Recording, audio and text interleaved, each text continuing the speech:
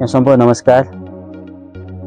सधैँ झैँ आज पनि एउटा नयाँ विषयवस्तु प्रसङ्ग यहाँहरूमाझ लिएर म आएको छु।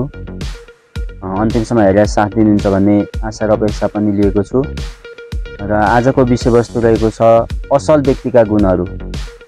असल व्यक्तिका गुणहरू भन्नाले असल व्यक्तिमा के कस्ता गुणहरू भएमा चाहिँ व्यक्ति असल कहिन्छ, असल भन्न सकिन्छ, ती गुणहरू बारेमा चर्चा गर्न आज उपस्थित भएको छु। सर्वप्रथम असल व्यक्तिका गुणहरूमा पहिलो नम्बरमा रहेको छ सत्यनिष्ठ, अनेस्ट। असल व्यक्ति सधैँ सत्य बोल्छ र इमान्दार हुन्छ। उसले झुट बोल्दैन र छलकपट पनि गर्दैन। दोस्रो नम्बरमा रहेको छ दयालु, काइन्ड एन्ड कम्प्यासनेट।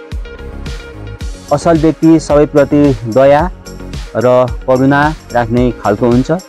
उसले दुखी र असहायलाई पनि सहयोग गर्छ। अर्को छ तेस्रो न्यायी, न्यायप्रिय, फेयर एन्ड जस्ट। असल व्यक्ति सबैलाई समान व्यवहार गर्छ। उसले पक्षपात गर्दैन र न्यायमा विश्वास गर्छ। चौथो नम्बर रहेको छ शिष्ट र नम्र, पोलाइट एन्ड हम्बल। असल व्यक्ति अहङ्कारी हुँदैन। ऊ सबैसँग आदरपूर्वक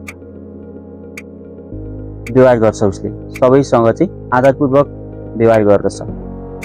पाँचौँ नम्बरमा जिम्मेवार, रेस्पोन्सिबल।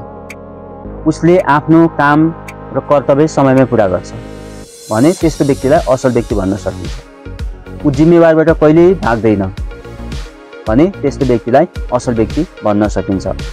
छैठौँ नम्बरमा विश्वासयोग्य, ट्रस्ट वर्थी। असल व्यक्तिमा अरूले विश्वास गर्न सक्छन् र ऊ गोपनीयता राख्छ र प्रतिबद्ध रहन्छ, हरेक कुराप्रति प्रतिबद्ध रहन्छ। अर्को छ सहयोगी।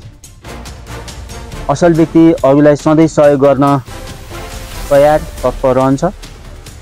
उसले हामी भन्ने सोच राख्छ, म होइन, म भन्दैन, उसले हामी भन्ने सोच राख्छ। अर्को 8 नम्बरमा रहेको छ आत्मसंयमी, सेल्फ डिसिप्लिन। असल व्यक्ति आफ्नो व्यवहार, बोली र क्रियाकलापमा चाहिँ नियन्त्रण राख्ने खालको हुन्छ।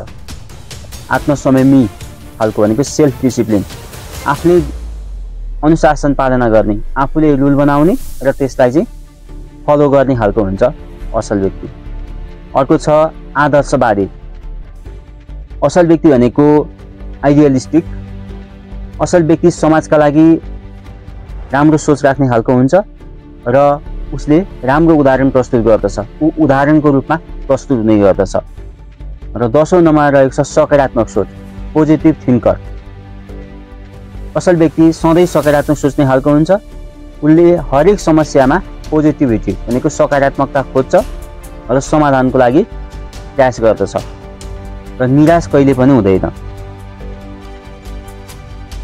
निष्कर्षमा असल व्यक्ति त्यही हो जसले सत्य बोल्छ, अरूको हित सोच्दछ र समाजमा राम्रो उदाहरण बनेर देखाउँछ।